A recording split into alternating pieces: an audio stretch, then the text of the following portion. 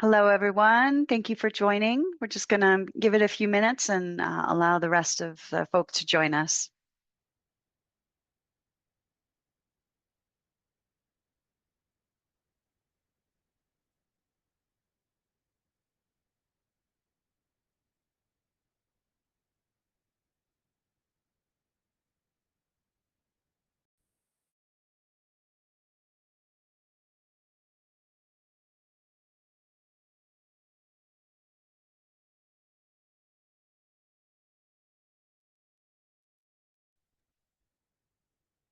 Looks like people are still actively coming in, so we'll give it just about another minute and then we'll go ahead and get started.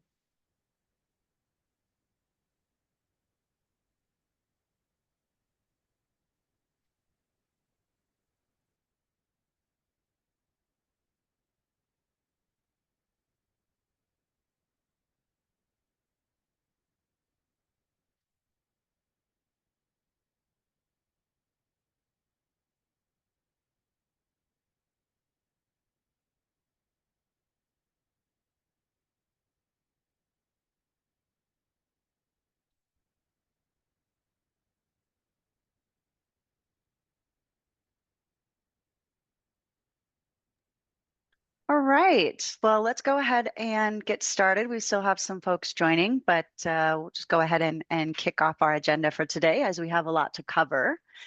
So hello, everyone, and thank you for joining us. My name is Hillary Navarro, and I'm the Chief Communications and Engagement Officer here at Verra. As usual, for these Stakeholder Update webinars, I will be keeping us on time and on track as we move through our agenda today.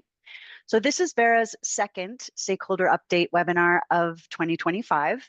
We are going to continue holding these quarterly throughout the rest of the year and have future dates already set at the end of July and at the end of October. So please go ahead and register for those if you're interested. Registration is available at our website, verra.org/events. Before we get started, I do want to confirm that the recording and the slides and any resources that we share during the presentation today will be sent to all registrants via email after the conclusion of the webinar. So no need to take frantic notes. We will make sure to send you all the resources when we conclude here today.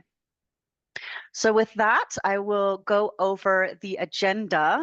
We are going to start with the CEO update and an impact moment from Mandy. After that, Sinclair is going to walk us through the latest methodology updates and also some forthcoming releases you can expect soon. After that, Justin will brief us on two separate items. First, he'll review the results of Verra's efforts to speed up the project review process using the risk-based approach. And second, he'll give us an update on Verra's VBB performance management activities. Then after that, we'll hand the floor to Joe, who's going to talk about our digitalization and the updates that we have for you there. And then as per usual, we will end with a live Q&A. So as a reminder, you can type your questions into the Q&A module of your Zoom console at any time during the session. We'll either answer you in writing, or if your question is broadly applicable, we'll answer it live during the Q&A session. We have a number of Verra experts on the line today that are here just to answer your questions. And given the audience, as a reminder, we will not be able to answer any raised hands. So you can raise your hand, but we won't be able to answer it just because there's too many people on the call today to do live questions. So we ask again, just go ahead and put your questions in the Q&A console. So with that, I am going to hand the floor over to Mandy for her CEO update. Mandy. Hi, good morning, afternoon, evening, everybody. Thank you, Hillary. I just want to apologize for my raspy voice. I am not feeling that well, but very glad to be joining you online and not spreading the bugs as we spread the love. It's a little unnerving to see somebody else on the list with my name, so you might want to update the name to your own name and remove my name from it. Thank you, everybody, for joining us. As Hillary said, these are important engagements for us, and really glad to see so many of you on here. You will hear a lot today as we talk and as we go through the time about our operations and the progress that we are making in several key areas, including our project review process. And thank you for all of those that have reached out to me again, giving us compliments on the progress that they have seen, but also highlighting where we need further work. So that we will be talking through today. Also, we're looking at VVB performance management, our methodology releases, and the end-to-end digitalization of the entire project cycle. These are really important work areas to get Verra House in order, as you know. So I encourage you to ask any questions you have and to engage with us on these matters. Before we dive into that, though, I would like to take a step back and talk about our vision for Verra and for the VCM, for the voluntary carbon market. And if you've heard me speak on panels or on these webinars, and when we talk about the voluntary carbon market, I always talk about growing the pie. And our vision as Verrans is to do everything possible to ensure a robust future for Verra and for the broader VCM well into the future. And that is beyond operational excellence for Verra, which is something you'll hear the team talking about mostly today. And that operational excellence will require partnerships, innovation, our continued focus on quality and integrity, but also growing and having a focus on the demand side. So the investment from the demand side is really important to show that markets scale at the pace that the world needs. And for meeting those goals that every single one of us on this call are working towards. And the fact remains that no other instrument is generating global emissions reductions while also delivering real climate finance to frontline communities at the same scale, that we see that the voluntary carbon market is doing, at the same scale and the same pace.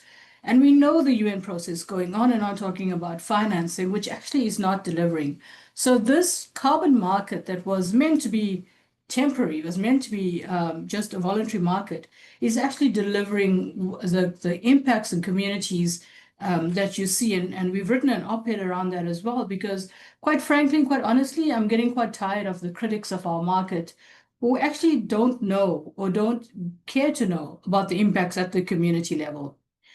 In this moment of political uncertainty, the VCM does stand out as that resilient force, as it's a mechanism that does not depend on elections or shifts in political priorities. I mean, that is why the VCM exists in the first place. It came in to fill the gap in advancing climate action where public funding falters, where we don't have the regulatory landscape we need, and to drive innovation where this regulatory landscape lags, and to ensure that progress isn't halted by political inertia. So at Verra, we believe the VCM is being tested by trial and error, and it's being strengthened by its results over the years, and we're quite ready to lead the charge. And this is the vision that guides us. And this vision is really fueled by amazing work that is happening on the ground, the positive impacts made by project developers. It really does warm my heart when we do meet face-to-face, when we have these conferences, and many of you have come up to me to talk about the projects with such passion. It really is the impact that we're making as Verra, but as for you as project developers and others in the ecosystem, working together with local communities. And as we all know on this call, the VCM projects remind us that climate action isn't only about decarbonization. Decarbonization is extremely important, obviously, but it's also about creating a better world for those who live in it. And so along those lines, I want to close my opening remarks today by congratulating the Tartenga project in Burkina Faso, which is the first registered VCS project using a methodology approved by the ICVCM. Developed by TRIAID with the support of Earthshot, the Tartenga project works to restore more than 12,000 hectares of degraded land in Burkina Faso through native tree planting and agroforestry practices. So extremely important. It really does, I don't like to say tick the box, but it really does tick all the boxes that we've been talking about, especially in a region where climate change and deforestation are threatening the landscape and contributing to poverty and hunger. This project is implementing innovative restoration models to improve the soil quality, help the local communities cope with increasingly warming temperatures. So really, congratulations to the Todd Tenga Project for being a true trailblazer and demonstrating the impact of climate mitigation on nature-based solutions. So thank you all, and thank you all for your continued engagement. And back to you, Hillary. Thank you, Mandy, and thank you for joining us when you're not well. We have a number of the Verra team that is sick today, but we are carrying on because we had a lot of registrants and wanted to give you guys our latest update. So for those of you who do not know, Verra began our Impact Story campaign last year, and it's really to highlight those great stories that Mandy just spoke about. If you are interested in having us highlight your project or working to highlight your project together, you can email us at info@verra.org, and we'd love to have that conversation with you. All right, so now I'm going to hand the floor over to Sinclair Vincent, Senior Director of Program Development, and she's going to be giving us an update on Verra's ongoing methodology development. Huge kudos to Sinclair for stepping up last minute for us to help out with this presentation after Candice, who's our new Chief Development and Innovation Officer, came down with the flu, just like everybody else. I'll introduce Candice to you all next time, but for now, you're all in really good hands with Sinclair. So thank you, Sinclair. Thanks, Hillary. And of course, we hope Candice feels better soon, but happy to be with you all in the meantime. So as Hillary mentioned, I'll be providing an update on our methodology development work, and I'll start with our RED methodology, or VM48. So Verra released provisional open access activity data and allocated risk maps for 4 states in Brazil last December. That included Amazonas, Mato Grosso, Pará, and Rondônia. And additional provisional data and maps will be coming soon for Cambodia, Colombia, the DRC, Guatemala, Kenya, Peru, and further states in Brazil. The final VMD 55 compliant jurisdictional maps with the allocated deforestation risk will then be available for some of these jurisdictions by the end of May. I do want to highlight that these timelines reflect recently announced delays, and we recognize that many of our stakeholders are eagerly waiting for this data. And we also understand that this interim period is quite challenging for many of our projects. So please know that we are doing everything that we can alongside our partners to move forward efficiently while not compromising data quality so that we can be confident that the final products are reliable at the time of their release. This is the first time that anyone has done something like this, taking on mapping deforestation at a jurisdictional level to develop activity data at a project level. So we are certainly learning as we go, and we're committed to a high level of rigor and integrity throughout the process. Just to give an example of the complexity that we're working with, for VMD 55, it requires sampling avoided deforestation across the entire jurisdiction, except for identified exclusion areas. Identified exclusion areas include planned deforestation as well as areas of planned infrastructure and other things like water bodies. And differentiating planned deforestation from unplanned deforestation can be complex. And the criteria that was used by one of our data service providers resulted in some inappropriate exclusions that we needed to adjust.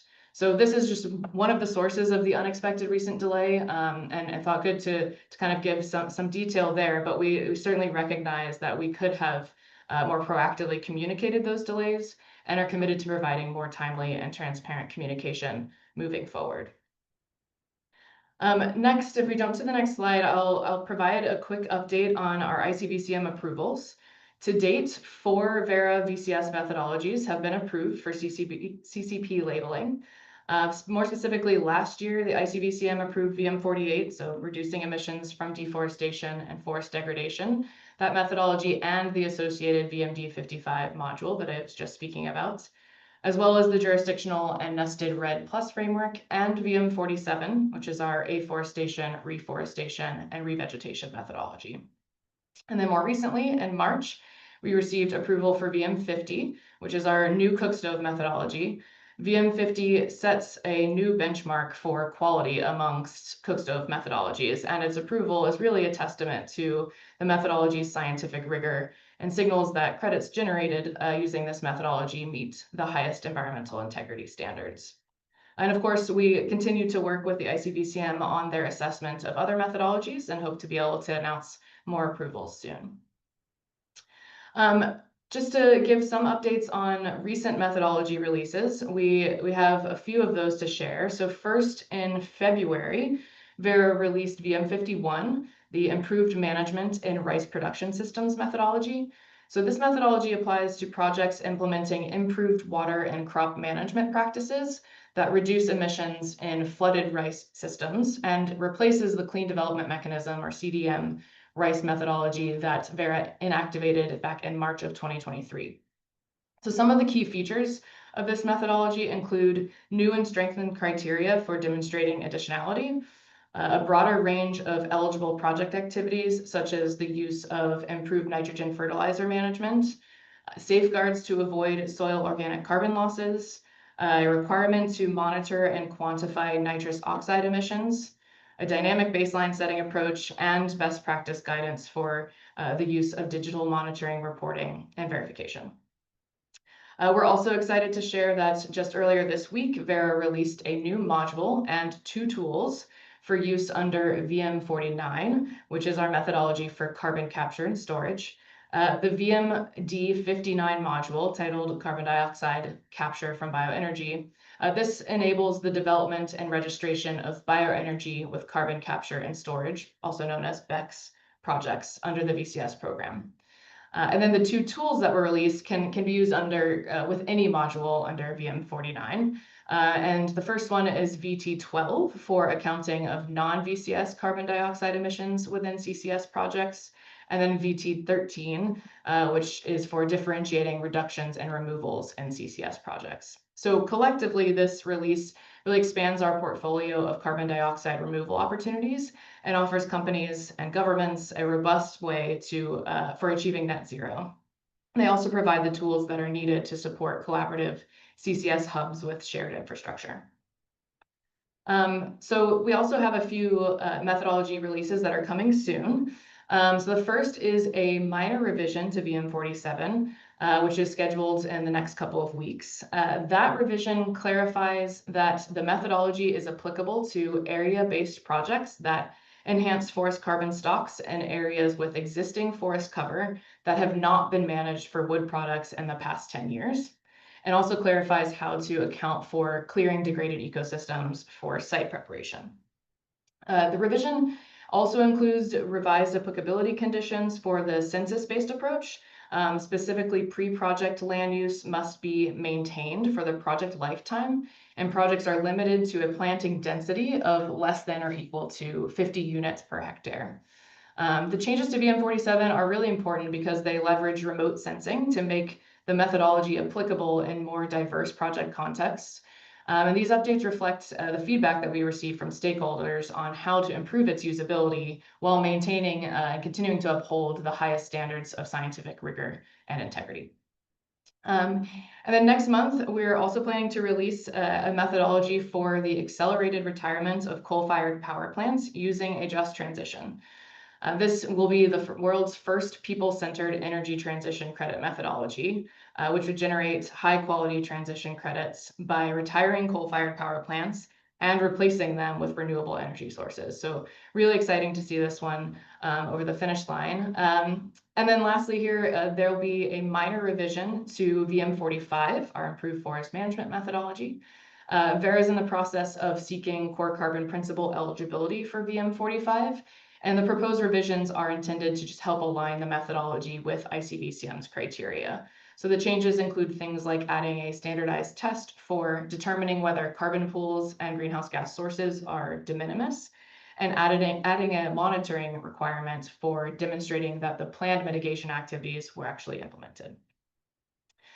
And then finally, I want to give a brief update on the Nature Framework, which is a methodology under Verra's VISta program. So some of you may remember, we released the Nature Framework at the United Nations Convention on Biological Diversity, COP16, just last October in Cali, Colombia.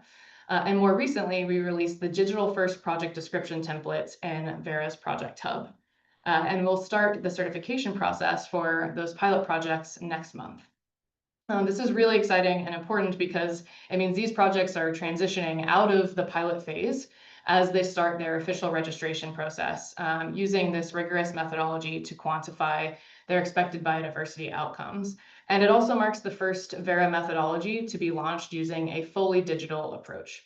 But of course, all the learnings we're having during this process will help further support our efforts and enable digital monitoring, reporting, and verification, and project submissions across all Verra programs. And I think Joe will touch on that in a little bit. We're also appointing a technical expert panel next month that will provide ecosystem-specific evaluation of the technical elements of project design, such as condition indicators, so structure and composition indicators selected by the project to match their ecosystem type, and the crediting baselines that each project selects. So this expert review of nature framework projects will occur prior to the start of validation activities. And then we plan to open the registration process for nature framework projects more broadly later this year. So we look forward to expanding the nature frameworks rollout beyond pilot projects, and for now are extremely excited to see these pilot projects take this next step. So a lot of updates there, but I'll go ahead and hand the floor to Justin Wheeler to give us an update on Verra's project review timelines and VVB performance management efforts. Awesome. Thanks, Sinclair. Good morning or good afternoon, everyone.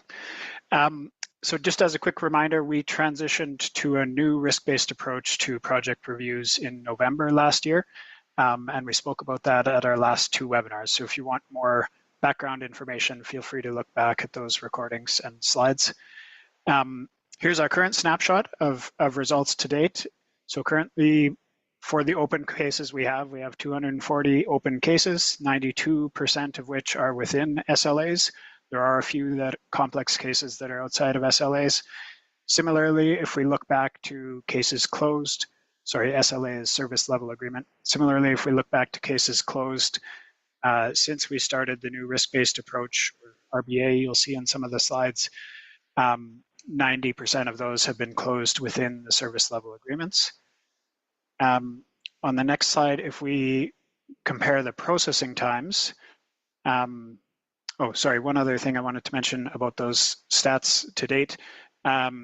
If this is just for the registration, verification, and combined cases, if we expand that to include things like pipeline listing and exemption requests, 97% of those have been closed within SLAs, and over 500 of those have been processed.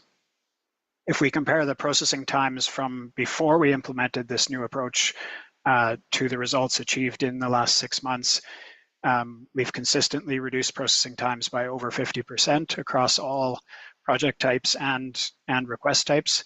And for pipeline listings, that improvement is over 80%. We've largely automated the pipeline listing process. So that's great progress from some hard work on the team there. We recognize there are some cases that were received prior to the start of the new risk-based approach, and we are still, of course, working through those. So we've consistently closed more cases than we've received in each month since the RBA, which is drawing down those older cases. And any responses we're receiving from VVBs for project reviews from those older cases, we're prioritizing processing and closing those.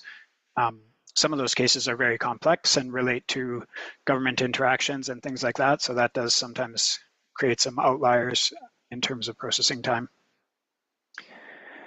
This next slide provides an overview of what's next for us. So we continue to improve the process. It wasn't a one-time change. This is the new normal of continuous improvement. And there's a number of things that are underway there. So we've released digital tools for receiving project submissions, both for methodology-specific digitized versions of methodologies, which include the calculations, and some generic digital templates, which collects the data as data rather than as PDFs. So this really speeds up our processing time, and we are prioritizing the processing of those project submissions that use the digital tools. So we do encourage everyone to use those. As an example, we recently launched digitized representations. So these are the agreements that are signed between multiple project proponents or between entities submitting and Verra. With those digitized representations, that's allowed us to significantly streamline our KYC, or know your customer, and compliance checks. and the rest of the project review process. We're also in the final stages of digitizing our internal review processes, so the stuff you don't see that my team does, and that will continue to improve efficiency and consistency across reviews and enable us to start integrating advanced tools like machine learning into our review processes, which will just further optimize the use of our expert staff. Finally, we're revisiting our service level agreements to reflect these updated processes. So you'll see a tighter SLA for pipeline listing requests, for example, and integrating our VVB performance management program, which I'll speak about next, into our project review processes more systematically, so we can get a bit more dialed in on what the risk level of a given project request is, and therefore more targeted in our review process. So next, I'll provide a brief update on our VVB performance management update. This is something we're really proud of and has been, frankly, long overdue in the market. Even in my previous life as a regulator, we struggled with how to properly integrate VVBs or validation verification bodies into our assurance process. They are the core of the assurance process. They're the ones that are on the ground, checking the detailed data, doing the sampling, doing interviews. But we need a high quality communication of information from them to us as the administrators of the system in order to provide confidence in our certification decisions. So creating an active and rigorous and neutral feedback process for VVBs is something that we're very proud to have launched. And we just moved from pilot mode into the full launch this year. So this performance management program consists of many different oversight activities. Sorry, this slide is a little bit dense, but that's because there's a lot involved in this. So all the activities on this slide inform the delivery of what we call VVB performance scorecards. So that's a roll-up of numerous different performance indicators and just a comprehensive way of us giving feedback and tracking progress from our VVBs. We just issued the scorecards from the 2024 data set to each VVB and hosted some webinars with the VVBs, and then we'll follow those up with one-on-one meetings with each of our VVBs to ensure that they understand, give them an opportunity to give feedback before we finalize these scorecards. So the individual activities that make up the performance management program include the project reviews, which I just talked about, VVB performance observation audits. So this is where Verra staff go in the field and witness a VVB conducting validation or verification activities in real time, sometimes virtually, but often on the ground. That just gives us a more detailed assessment of VVB competency, processes, impartiality, and how effective the assurance program is for Verra, and gives us important insights into our own program rules and how we can improve them. We also regularly exchange information with accreditation bodies. So we've significantly enhanced those relationships. And that's critical because all the VVBs in our system must be accredited by a IAF top tier accreditation body. But we want to make sure that they know what we need and that they're seeing the feedback that we're observing in results in the system so that they can follow up on it as needed through their accreditation processes. Where we do see issues, we then follow up with either sanctions or cooperation requests. So this can include quality control reviews, sometimes called Section 6 reviews, because that's the section of the registration and issuance process that those follow. We can also issue non-conformity reports. So this is where we observe an issue and we formally request the VVB to conduct a root cause analysis and address the shortcomings that have been observed in their practices. And in some cases, we can temporarily suspend or even terminate a VVB's approval to audit under Verra programs. When we issue a non-conformance report, failure to satisfactorily respond to those findings in the report often is the thing that leads to the more severe sanctions. All of these activities then inform the more proactive activities of the team. So we do conduct regular webinars and training with VVBs, and we provide feedback into Sinclair's team to clarify program rules and methodologies as needed. On the right-hand side, you just see a summary of the specific criteria that are included in the VVB scorecards. So I'll just jump into an example there. So our team analyzed thousands of data points to produce scorecards for all 33 of the approved VVBs in our systems. One of the indicators, as an example, is the percent of submissions that were denied or withdrawn versus those that were approved that a VVB signed off on. So this is obviously an important indicator for any of the project proponents. Now, a language thing for Verra to be clear on, denied does not mean the project is rejected. Denied just means that request can't be approved and they have to go and fix it before they can resubmit the request. So these graphs show the percentage of approvals and denials across two of our main programs. So you see about 80% approval rate in the VCS and about 70% in the CCB. So then for the scorecards, we take this data and drill into each VVB's performance and compare that to their peers, to the averages across the system. So this next graph shows these denials broken down by verification validation body. Just on the next slide there, please. So on the left-hand side, you see the AFOLU denials as a percentage of that VVB's own submissions. The numbers on the top is just the ratio. So on the very left-hand side, 9 denials out of 9 submissions for that VVB. We've anonymized this because these results are still preliminary. The scorecards have been issued to the VVBs, but they have a chance to respond. But this is an example of the type of summary data that we will look to publish later this year.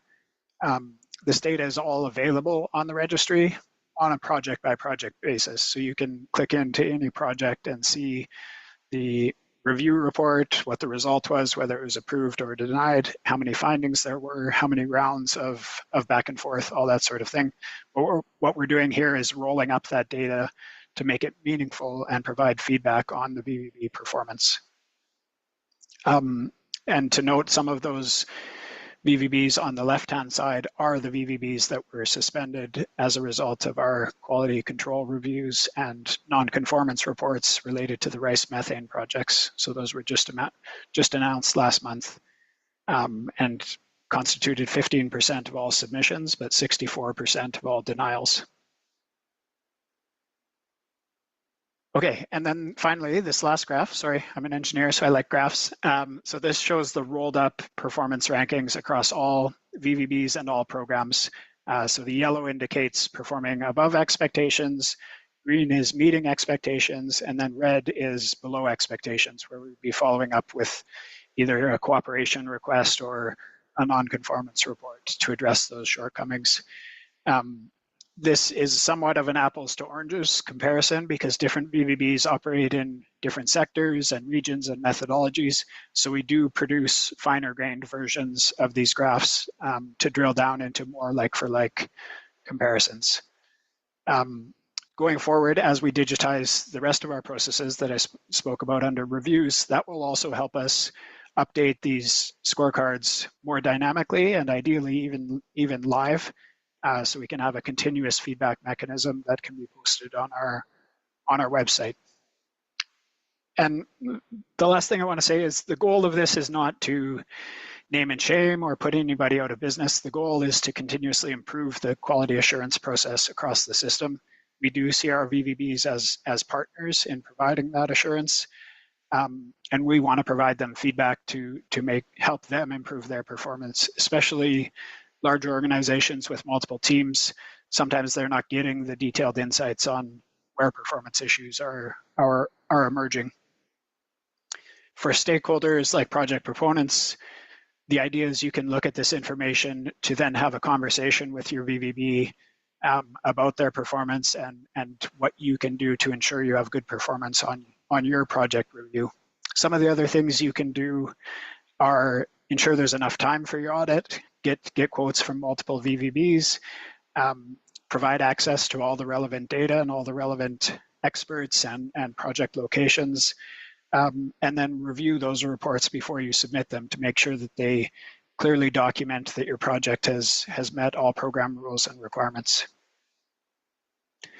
So now I'll hand the floor over to Joe to talk about our digitization work. Great. Well, thank you, Justin. And it's really nice to see everybody today in this virtual format anyway. First off, let me just say that it's awesome to hear from Sinclair and Justin within their presentations about some of the things that we're doing from a digital perspective. So it demonstrates that, this just isn't about IT. It's really about Verra as a collective, driving forward our digitization effort, and hopefully bringing to market tools and technologies that are going to help further enable not only the market, but ensure that processes are more effective and efficient. And hopefully you'll be excited to leverage those as well. So with that, we'll jump in. As Sinclair alluded to earlier, next slide, thank you. We're thrilled to launch the Nature Framework with a digitized project description template. You'll find it on the Project Hub. We talked a lot about the Project Hub. Hopefully you know what that is by now. But under projects, you can go to project descriptions. And then by selecting SDVM2 version 1.0 from the list of methodologies, you'll see that Nature Framework, and hopefully you'll get a chance to input the project description template. I did have a chance to join Amy last week during the Nature Framework Digital PD live demo, and it was well attended, and everyone seemed really eager to give it a try. So I'm hopeful that you'll let us know what you think. And then, as you can see from the title there, we have now digitized 18 methodologies. That's 5 more since our January meeting, with 3 more coming soon in the next few weeks. So we're really excited about that. So from a VCS perspective, you can see that VM50, energy efficiency and fuel switch measures and cook stoves, has been digitized. And as Sinclair alluded to, that is with ICVCM approval. So we're excited to demonstrate how the digitization of the methodologies further enhances data transparency and furthers data and project integrity with the use of our Verra calculation engine. We have also conducted internal testing for VM48, reducing emissions from deforestation and forest degradation in support of RED, and be on the lookout for the digital release in the coming weeks. Next slide. We continue to support CDM methodologies as well, and we have digitized an additional 3 of those methodologies. So starting with ACM3, which is a partial substitution of fossil fuels in cement or quicklime manufacture.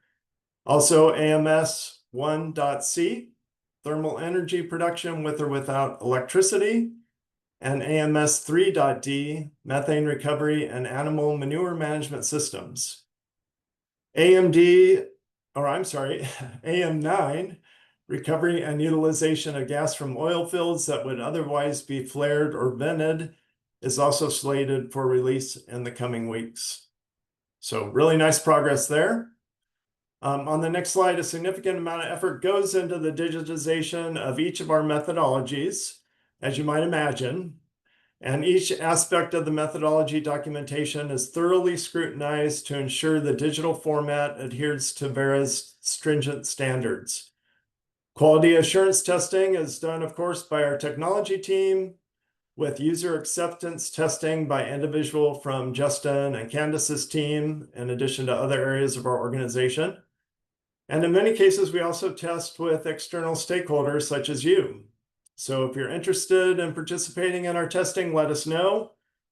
We've taken projects that align to one of the methodologies and work with stakeholders to put that through UAT first, just to make sure everything's working as expected. And then stakeholders are able to input that data live, which is fantastic.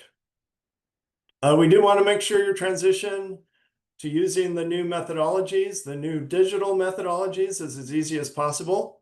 And to help, we developed training content that we posted on YouTube. So as you can see there in the bottom right-hand corner of the Project Hub, there's the YouTube Play channel. If you click on that, you'll find videos ranging from a Project Hub overview to how to submit an AFLU assessment, HOTA requests, and more. Of course, you'll also find the digital project submission tool demo, and that's hosted by Maria and Tino on our tech team. And I think you'll enjoy not only the video, but listening to their content. And I think that'll help to get you excited to use the new tools as well. And on that note, these tools are live and are being used. So to date, we have 25 project descriptions have been submitted in a digital format, 2 monitoring reports, and 1 validation and 1 verification report. So we're very happy to support your onboarding to the new Verra tools. And if you need help, reach out to hubsupport@verra.org, and we'll be more than happy to set up time to assist with your onboarding. So on the next slide, shifting gears a little bit, as I also shared in our last meeting, we're working to digitize and automate the end-to-end process from project initiation through monitoring, reporting, and verification, and ultimately credit issuance on the Verra registry. So in support of that goal, we're continuing to automate steps in the process, including form digitization. And aligned to that, we recently announced the digitization of the VCS deed of representation and requantification notification forms. So on the VCS deed of representation, we've enabled 16 digitized representations, including accession listing to AFLO buffer account compensation for renewal reversals, issuance listing, loss event, registration, validation, representations, and many more. We've also enabled the requantification notification form, which is the first step required in the VCS methodology change and requantification procedure. So you're probably thinking, what exactly does that mean? So in plain language, if you want to update your project to a different methodology, requantify previously verified greenhouse gas emission reductions and/or carbon dioxide removals, and reconcile the associated verified carbon units, this is the place to go, and this is the new digitized template to use. So as we talked about last time, we are here to help. On the next slide, so let us know, please let us know what's working and what's not working so that we can continue to enhance and improve the experience. Frankly, make your lives easier at the end of the day. And ultimately, we do want Verra to be your first choice in the voluntary carbon market. So again, just to reiterate, if you haven't used Project Hub, we want you to be able to use it. So send a note to hubsupport@verra.org, and we'll get your account details set up. For digital methodology updates, we've got, if you go to verra.org, there's a place where you can see all the different methodologies, and a drop-down includes digital methodologies, and we're actively tracking the ones that are now digitized. If you have feedback or you do need support, again, hubsupport@verra.org. And then, as I alluded to, we've got the YouTube channel, and you can find that on the Project Hub, any of the pages in the lower right-hand corner. So thank you very much. Look forward to seeing you in online and digital. And with that, I will turn it back over to Hillary. Excellent. Thank you, Joe, and thank you to everyone else who spoke today as well. So with that, I'm going to go ahead and kick off the Q&A portion. Our team has been busy answering a lot of your questions via writing, but some of the more popular ones we're going to go ahead and answer live as well. So the most asked question thus far is about the VVB scorecards and whether these or parts of these are going to be made public. So Janice, did you want to go ahead and answer that live for everyone on the call? Sure thing. I'm happy to do that. Yeah, so our plan is to make public useful parts of the scorecard for stakeholders and project proponents to be able to assess the performance of VVBs in specific categories. So once we finalize the scorecards and present them, discuss them with the VVBs, we'll move to the next stage, which is to look at what parts we can publish. Justin provided an example about how we can show denials.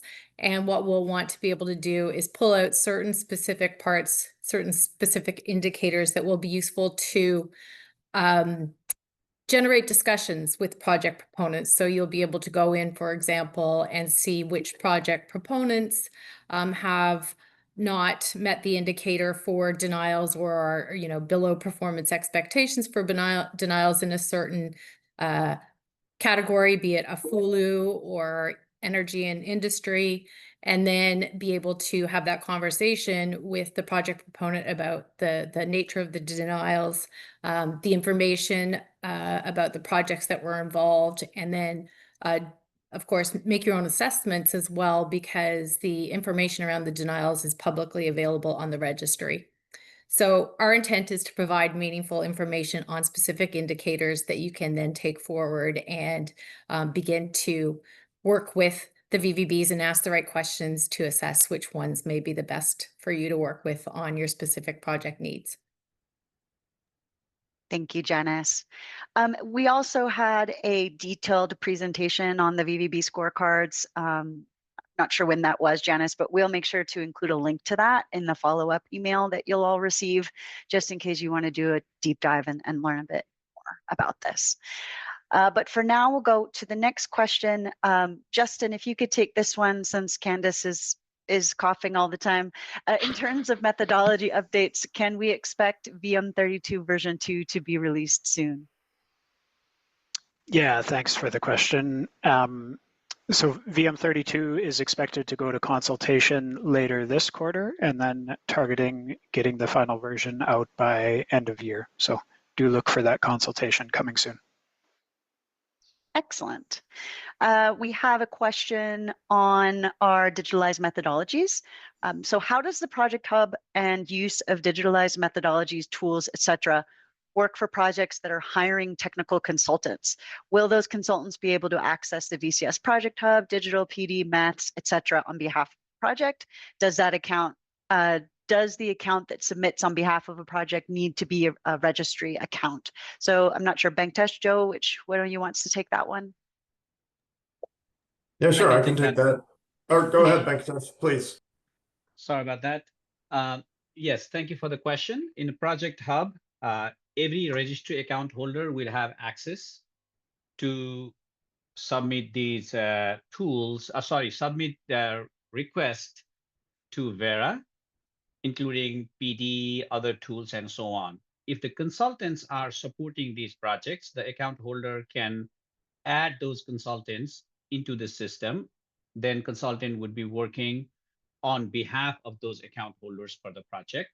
And there are other processes like representation and so on. That is a standard process. But if the technical consultants are temporarily working on them, the account holder can say, hey, add this consultant to my account so they can operate on my behalf, and then they can take the permission off. So it's really flexible and it's possible. Thank you. Thank you very much, Banktesh.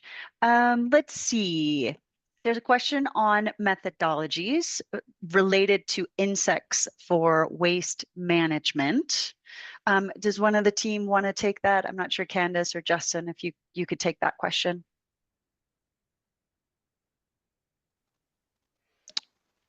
So that one's pretty specific. I know the methodology team is looking at some revisions to our waste methodologies. Christian, you want to jump in and say more? Oops, I don't think we can hear you, Christian. We had to have one technical difficulty during the webinar, so.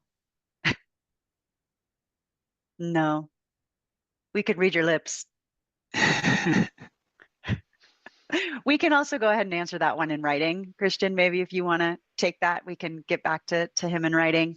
And maybe just as a general, if any others are wondering about things like that, methodologies@verra.org is the email for the methodology team. Gotcha. Okay, I'm not sure who wants to take this one, but it's a great question. What mechanisms are in place to prevent double counting of emission reductions or removals, both within the Verra registry and within other carbon accounting frameworks? Who wants to take this one? I can start. So there's a few things. The requirements for double counting are laid out in the standard. I forget the section number off the top of my head, but if you just search double counting when you open our VCS standard, and it does deal with the definition for double counting, does deal with the different types of double counting. So overlapping boundaries, double claiming, double retirement, that sort of thing. The registry is obviously the core protection for that. So each individual credit is serialized and has a unique identifier. When we get a new project registration request, we're checking the boundaries to make sure it's not overlapping with other projects. And projects are required to sign representations confirming that they have the rights to the carbon benefits being claimed and that they haven't also been claimed under another policy or program, or if they have, that's properly accounted for in the additionality test. The VVBs obviously are expected to review compliance with all of those requirements. And then we're also checking for double registration across other registries, and there's some great progress being made through things like the CAD Trust, Climate Action Data Trust, and other meta registries to make those cross-platform comparisons more streamlined. But this is a key part of the assurance process that's kind of business as usual for our team. It's been an issue that we've been very careful about since the beginning of the program. Great. Another one for you, Justin. I know that you kind of covered this in your presentation, but the numbers are impressive and probably worth mentioning again. We have someone wanting to know if we're making progress in how long it takes and all the different steps of the project review process. So maybe if you just want to highlight a couple of those numbers again. Yeah, so I mean, the short answer is we've seen really significant progress on the averages. There are, of course, outliers where there's a really complex case and it needs government interaction or that sort of thing. So there are still cases that can go outside those service level agreements, but the vast majority of projects, over 90%, are remaining within SLAs and have been closed within SLAs in the last 6 months. And that does include all the steps in the process. On that donut graph that I showed, which you'll be able to look at again when the slides are posted, it does show the individual stage SLAs as well as the overall review SLAs, service level agreements. When we recalibrate our service level agreements, very likely you will see some increased time for registration requests, because that's going forward, that's where we need to apply the most effort, because if we can detect and address issues there, then it can significantly streamline the verification requests that come down the line. So right now we have the same service level agreement for verification, registration, or combined requests, but the registration and the combined requests do take longer than those straight verification, especially if it's the third or fourth. So that's probably where we're seeing the most significant progress. All right, great. There is a kind of a general question here from a stakeholder interested in getting more details on VM50 and VM52. Does someone want to answer how they can get these details? Well, so this is maybe just a great time to plug the website. We've just revamped the website that lists all of our methodologies, so Verra.org, and they're grouped by program and sector on there. So the methodologies are available there. We have hosted webinars for some of these methodologies too, so those are posted on our events page. And if you can't find it, just send us an email at the info@Verra and we can point you to those. Similarly, there was a question about VVBs a little while ago and where people can get information on that. All of the approved VVBs and their sectoral scopes are listed on the website, including the suspension status for some of those VVBs where we have had to take the step of suspending them. And the announcements related to that lay out the steps required for a VVB to come back off of suspension to fully approved to operate in the program. Great. Yes, and I'll also plug the website again. We just, over the last month, have implemented a new search module within the website. Searching within Verra's website in the past was a bit unpredictable and didn't always return good results. And we have made some major progress in that. So the search functionality should take you to where you need to go. And one final question, when will APD module of VM 48 be released?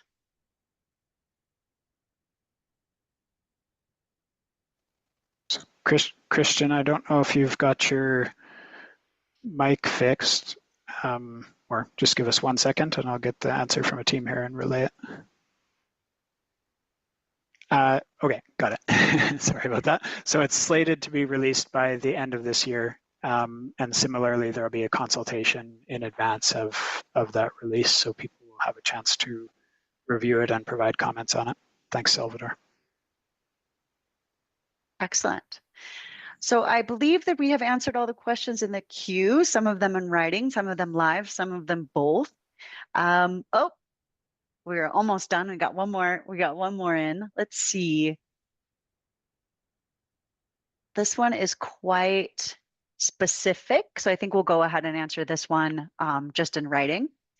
And so with that, since we don't have any other questions, we're just going to go ahead and close the webinar today. Again, thank you everyone for joining.